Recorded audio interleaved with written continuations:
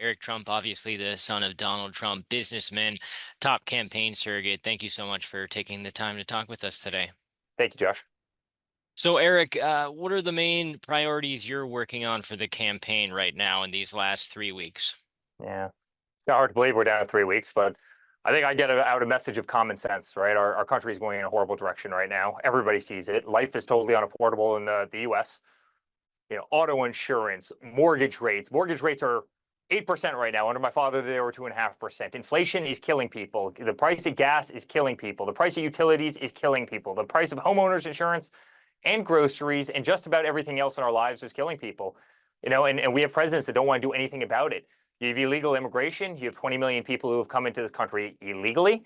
I mean, just look at fentanyl in this country. 320,000 children have died of fentanyl poisoning this year alone. And you have a president that's sleeping on the beach and that's not respected. You have Kamala Harris, who is doing no interviews. The first interview she does is with a podcast called Call Her Daddy, as a Category 5 hurricane is about to hit the great state of Florida.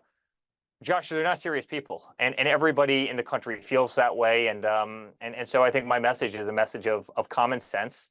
We need to restore this country. We need to restore American greatness, and my father will do that.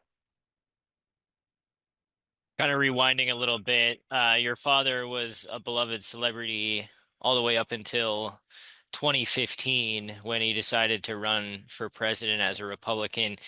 Can you give us a little insight as his son, what that looks like to see just a constant bombardment, basically since 2015 against your father? Go ahead and Yeah. talk about that a little Yeah. bit. Sure, Josh. I mean, listen, they've tried everything, all right? They made up, the dirty dossier about my father, obviously paid for by Hillary Clinton. It started there. Then they made up the Russia hoax, right? Everybody knew that was garbage. There's servers in the basement of Trump Tower communicating with the Kremlin. I mean, you literally can't make up, these games and the nonsense. They tried to impeach him twice. They went after Kavanaugh. They raided his home. They raided Melania's closet. They raided Barron's room. They sent me 110 subpoenas, actually more than that. They went after him criminally. They went after him civilly. They did everything they could in every far left district of this country, to take him down. And then recently he's been shot at. He's almost been killed 3 times in the last, 10 weeks. And so it has been a bombardment. You have a mainstream media in this country where, 98% negative coverage toward a guy who was arguably one of the greatest economic presidents and frankly, one of the greatest presidents in terms of foreign policy in American history. And despite that, it's just attack after attack. But I was at Butler 2 weeks ago. I spoke to the crowd. I couldn't see the end of the crowd. There was over 100,000 people there. I saw the same thing in New Jersey, a couple months ago. I mean, the amount of love out there right now is the most I've ever seen. I can't go through an airport without people saying, "Listen, we're praying for you. We're praying for your father. Tell him to go get it." The passion out there in this country. People want to see a strong America. People want to see patriotism return to this country. They want freedom of speech. They want freedom of religion. They want to be able to live the American dream. And you can't do it under these policies. I mean, wars breaking out all over the world. You're seeing that. We're not doing anything to take care of our own when we send hundreds of billions of dollars to countries that chant death to America. People want to see America return to greatness. And that's what my father's going to do. So he's going to win this. He's going to win this in a big way. It's going to be a great thing for Nevada. No tax on tips, no tax on Social Security, and no tax on overtime. Again, no tax on tips, no tax on Social Security, no tax on overtime. But he's going to bring America back to greatness, and that's what we need, and that's why I fight every single day. I get nothing out of this fight. I fight every day because I love this country and I want to see us succeed and prosper. Yeah, just repeating what you were saying there, from your perspective as a businessman, how does that look for Nevada? Our huge excuse me, casino industry and recreation industry is a critical vote in Nevada. So can you just tell us about that? I know you've obviously been to Las Vegas a lot. You're familiar with Nevada. So tell us about what's Trump going to do for our state. Yeah. Well, actually, Josh, the whole concept of no tax on tip came from a waitress at Trump International Hotel on the Strip, which I, spent 5 years of my life building. And she came up to my father and said, listen, I've worked here forever. And just one thing you might want to look at is so unfair that, we work so hard. We work for salary, but we also work for tips. And, we just get decimated in taxes. And my father goes, huh, like that doesn't seem very fair. I love this. No tax on tips. And he literally announced it like the next day. That literally came from a server at Trump International Hotel in Las Vegas. And, overtime, think about it. Somebody works 70, 80, 90 hours.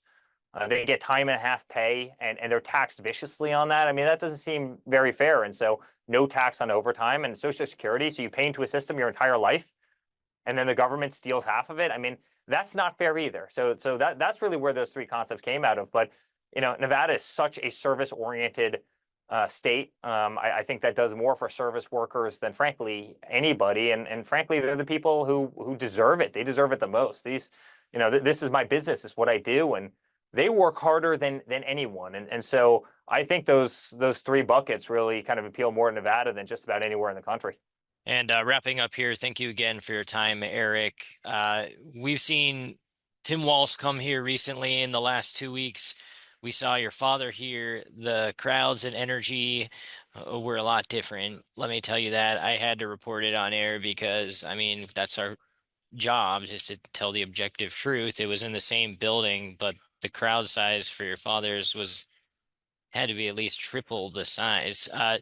With that said, do you see 2024 as another 2016? Yeah.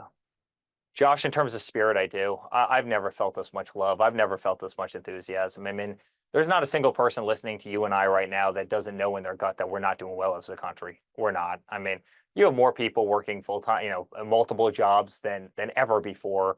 You've got Aurora, Colorado, where you've got illegal gang members walking into housing projects, low-income housing with AK-47 and stealing people's homes. You've got a fentanyl crisis. You've got police departments around this country that are running out of Narcan. That's how much fentanyl is coming across the southern border. I have four friends who have lost children, four, right, to fentanyl poisoning, and they're doing nothing about it, right? And yeah, Kamala comes out. Yes, the first thing I'd like to do when I take office is tackle prices.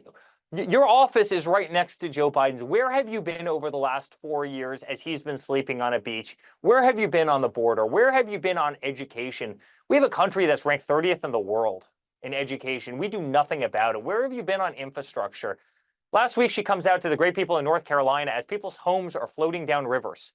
Mudslides destroy their lives, everything they've ever owned.